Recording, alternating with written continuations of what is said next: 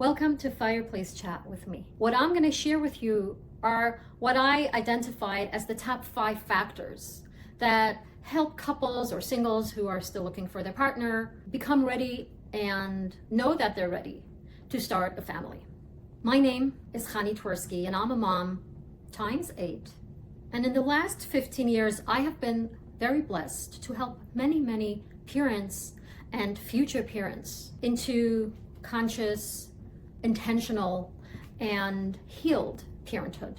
Now, my hope is that after this video, you're going to be able to assess your readiness based on these 5 factors. And I encourage you to stick to the end because the last one, I believe, is the most important one. So let's dive in. So you might ask, what are they?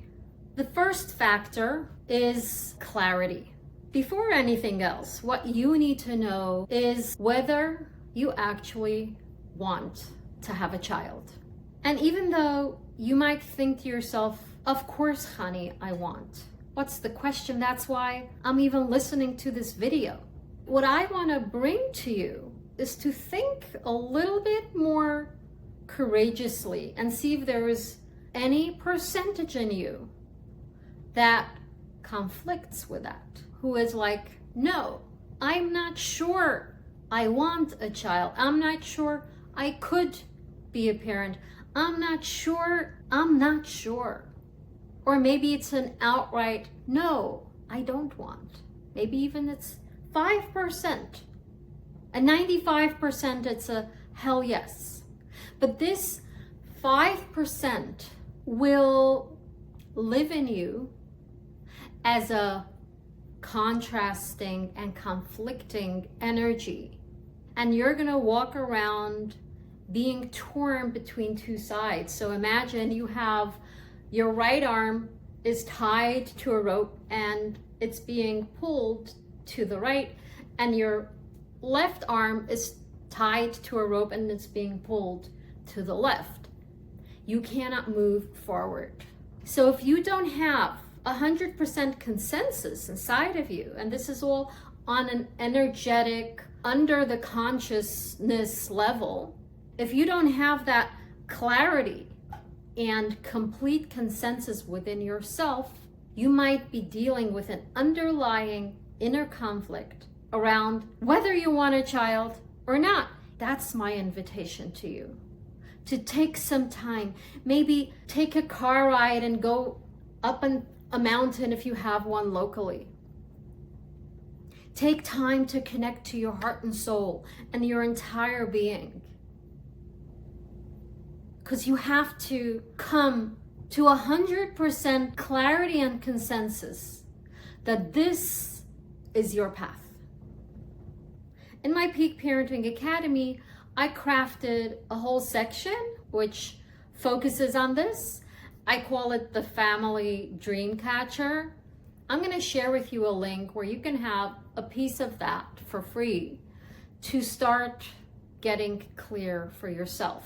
Mostly what I recommend for you to do is take private time and enough time, because that inner conflict can really keep you in a state of dis-ease. When we have any form of inner conflict, we don't feel at ease. And don't you deserve, and doesn't your future family deserve, for you to take the time and allow yourself to make a clear decision based on what you feel is right for you and your future and your family's future. Now, if I look back at my life, I didn't need to have that clarity before I had my children. Of course, it would help me if I did. But when I had my first baby, I was 19 and I was a good young woman who went along with the program. And I did what everybody else did, and I didn't even feel or know or consider that I have a choice. So I had many children. And it was at the point when I had 8 children, I needed to stop and ask myself, what do I want? It's at that point in time when I had a life's awakening and I realized I do have choice. And it was the clarity that helped me decide that it would not be wise for me and for my family to bring more children into this family. That clarity helped me go through that choice in an easeful way, no matter how much opposition I faced, because I did go against the community norms. And this clarity helped me stay strong, even though I didn't have support in my immediate circle. Which brings me to factor number 2. Factor number 2 is support. You need to have support when you grow your family, when you build your family. You should not need to do this on your own. Have you heard this common saying, it takes a village to care for a child? And you should have a village around you. In the past, many years ago, we had clans. There was this large clan of extended family. There were aunts, there were uncles, there were the grandparents, there were the neighbors, and it all felt like one big family. So the person who had a child gave birth to the child, and this couple that had the child were not alone in caring for the child. If they were tired, if they needed food, any help they needed, there was a whole clan helping them. And a lot of that is lost nowadays. And the question is, how do we bring that back when planning to start a family? A couple of years ago, I heard this fascinating custom still happening nowadays. I believe when I share it with you, you'll be as fascinated and moved as I was. I will read to you from the article. The author of this article is Stephen Little. So there's this place called Namibia in southwestern Africa. And the tribe name is called Himba or Himba. When a Himba woman decides to have a child, she goes off and sits under a tree by herself and she listens until she can hear the song of the child who wants to come. This touches my heart, the beauty of that. And after she's heard the song of this child, she comes back to the man who will be the child's father and teaches him that song. Isn't this moving? When the child is conceived, they sing the song of the child as a way of inviting the child into the world. And all the people in the village, in this clan, get to learn this new song of this new unborn child. The child has a song, not only a name, a song that came to this mother from tuning in to the soul that wants to come to her. The mother teaches that child song to the midwives and old women of the village, so that when the child is born, the old women gather around him or her, this new child, and sing the song to welcome this new baby. If the child falls, gets hurt, someone picks him up or her and sings the song to them. When the child does something wonderful, the song is sang to them. Now here's the surprising one. There's one other occasion when the child song is sang to the Himba tribesperson. If a Himba tribesman or tribeswoman commits a crime or something that is against the Himba social norms, that person isn't punished, isn't bashed. The villagers call him or her into the center of the village, and the community forms a circle around that person and sing their birth song to them. I want you to remember that we live now in a time and age where it's been many decades that people needed to find independence. There was a lot of focus on becoming independent and strong, and I can do everything myself and I don't need anyone. That was the focus. The cause to that might have been the new era of psychology and understanding the woundedness of attachment, being enmeshed, being dependent, being codependent. A lot of people didn't like any of that, and they took it to an extreme independence, which denied any form of letting yourself be vulnerable enough to admit that sometimes you do need help. And it's okay. And that's why there are people around you. You would never move to a desert. You would never put a house in the middle of a forest, even if you had Wi-Fi and electricity over there and plumbing.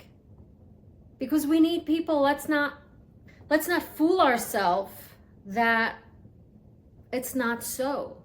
And of course I understand when people are burnt and people grow up with unhealthy relationships.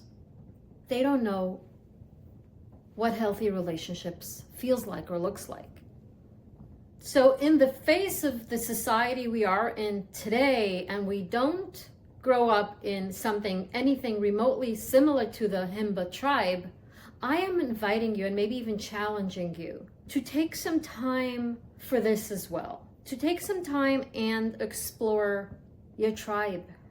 I'm inviting you to write down who you already have in your life. Who is your tribe?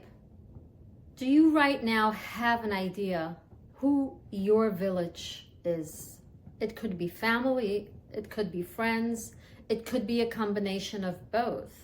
Or maybe it's possible that what you need to do is focus your time, energy, and attention on building your village right now as you prepare to start your family. Either take the time to cultivate the relationships that you already have, invest into those relationships to become even closer to them, bring them into your life even more. Or perhaps you need to build new relationships. Whatever it is, now is the time for you to build the village in which you want to bring your child into, and build those relationships so you have the support you need. Now, talking about relationships, this brings us to factor number 3. The third factor is your relationship, that intimate relationship between you and your partner. Let's bring your focus on just you and your partner, because for your future child, how you relate to your partner will make a very big difference. And it's probably more important, more than people typically acknowledge. Of course, we all want a good relationship with our partner for our own self. Like, who doesn't want a good relationship? And it's still one of the things that is a big struggle, and the rate of divorce and relationship problems prove to that. And in the same time, unfortunately, sometimes if it's just for yourself, you decide to let go of the desire to change anything, and you settle for less than what you typically would want as an ideal reality or scenario. You also gradually get into the habit or accustomed to just giving up or shutting down because you don't know what to do. You're afraid to rock the boat or whatever. If you're clear you want a child, you're also clear that your relationship needs work. I encourage you to make that happen before you have your child. Single parenthood is a possibility. And yes, there are always solutions, so don't worry. But setting yourself up for extraordinary parenting means making your relationship a priority and creating an amazing relationship a prerequisite for having your child. Now let me ask you, How much time and attention do you assign to building and cultivating your relationship with your beloved? And I say building and cultivating because building is one part.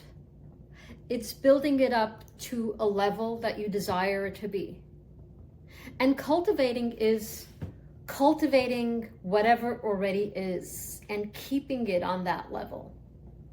And what's important in relationships is to invest time in building it and growing it, and also cultivating it so it stays alive, so the spark stays incredible, and the vibrancy of the relationship is how you want it.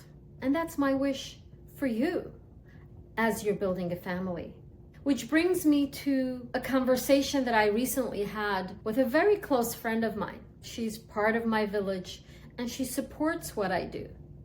And here's what she told me. She told me, "Hani, I just witnessed the most heartbreaking situation in front of my eyes. Two most incredible beings in my life who have been in a relationship for a long while broke up because she couldn't hold it together. Her emotions took the better of her, and the relationship drowned underneath her emotional uproar or whatever she was dealing with." My friend knows her personally, and she knows her partner personally. And she was heartbroken to watch this relationship fall apart. And with that, their dream to have a child together. She said, "What a shame.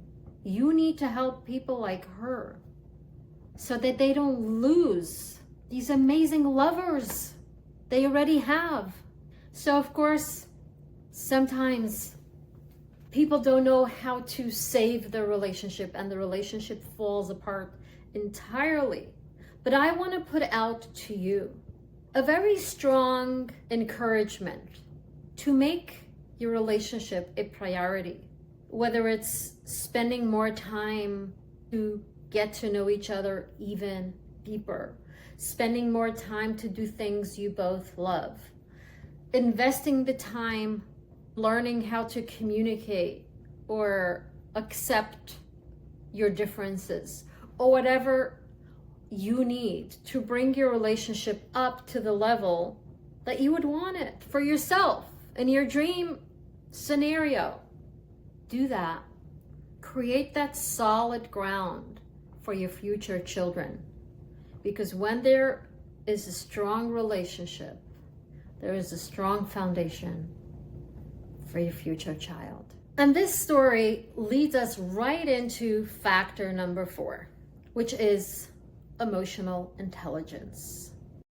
Is emotional intelligence important when preparing for parenthood? I want to invite you to think about your childhood and ask yourself, if my parents were emotionally intelligent, would that make a difference in how I grew up as a child? Emotional intelligence is not a mental education. It's a practice. It's an experience. You can learn 5 books on playing the piano. It will be the practicing the piano that will make you piano intelligent, if that's a term. You will play beautifully. You will understand music. You will be musically intelligent. You might have a high IQ and be intellectually very intelligent. You might have a very big heart, a good heart, and care about people, but that does not necessarily mean that you have emotional intelligence.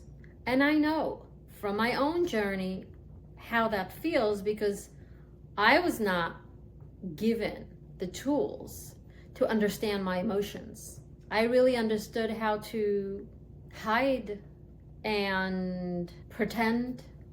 I did not learn when I was a child how to feel and how to discover and how to relate to my whole emotional realm. It was only in the last 20 plus years that I taught myself and practiced the piano of my own emotional realm, that I built my emotional intelligence. And that's my invitation to you as you're preparing to have a child, to allow yourself courageously, it takes courage, to go into the waters of your emotions, to first put your toe into the water, but eventually become a deep water swimmer.